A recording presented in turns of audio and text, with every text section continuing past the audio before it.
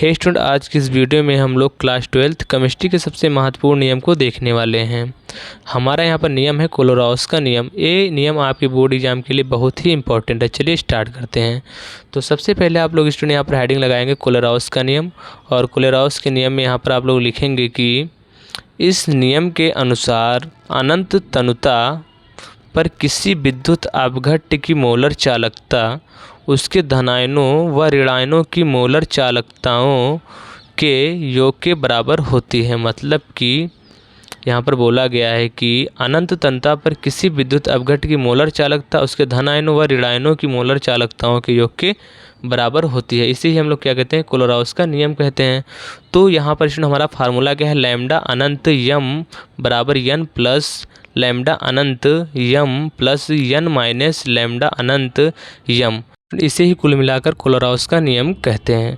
अब यहाँ पर यन प्लस लैम्डा यम लैम्डा अनंत यम जो है हमारा क्या है, धनायनों की मोलर चालकता है, हमारी किसकी, ऋणायनों की मोलर चालकता है। और यहाँ पर जो हमारा यम होता है वो मोलर चालकता होता है, जो सूत्र में आप लोग को यम दिखाई दे रहा है क्या है, मोलर चालकता है। अब हम लोग यहाँ पर समझते हैं, जहाँ यन प्लस हमारा क्या है, वो है एक सूत्र से प्राप्त धनायनों की संख्या, और यन माइनस क्या है, एक सूत्र से प्राप्त ऋणायनों की संख्या है। अब हम लोग इसको समझते हैं यहाँ पर एग्जाम्पल के मदद से इन दोनों को।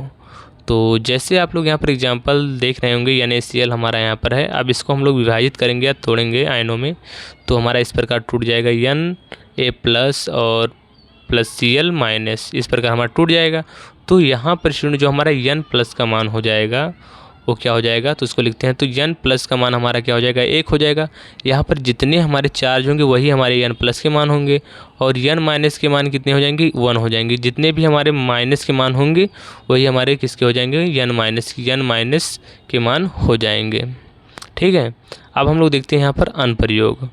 तो सबसे पहला अनुप्रयोग है वियोजन की कोटि ज्ञात करने में। हम लोग इसमें लिखेंगे कि यहाँ पर किसी सांद्रता पर विद्युत अपघट्य की मोलर चालकता तथा अनंत तनुता पर विद्युत अपघट्य की मोलर चालकता के अनुपात को वियोजन की कोटि कहते हैं। ठीक है।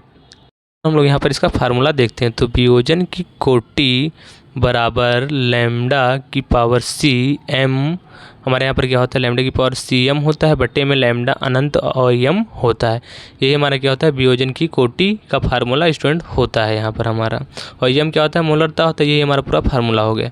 अब हम लोग यहाँ पर समझते हैं, जहाँ हमारा लैम्डा सी एम बराबर क्या होता है, तो लैम्डा सी एम क्या होता है, किसी सांद्रता पर विद्युत अपघट्य की मोलर चालकता, और लैम्डा अनंत यम बराबर क्या होता है स्टूडेंट, हमारे यहाँ पर अनंत तनुता पर विद्युत अपघट्य की मोलर चालकता। ये हमारा इतना यहाँ पर होता है।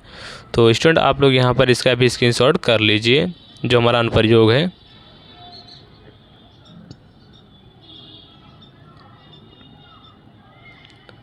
साथ ही साथ जो हमारे नीचे फार्मूले हैं इनका भी, और जहाँ क्या है उनका भी कर लीजिए। अब यहाँ पर आप लोग इस नियम का भी स्क्रीनशॉट कर लीजिए।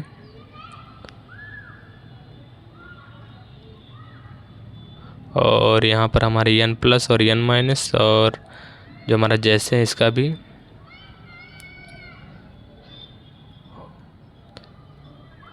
स्टूडेंट मैं आशा करता हूँ कि आप लोग को ये टॉपिक जरूर समझ में आया होगा। अगर आप लोग को टॉपिक समझ में आए तो वीडियो को लाइक करें, चैनल को सब्सक्राइब करें। मिलते हैं फिर अगली वीडियो में, तब तक के लिए जय हिंद, जय भारत।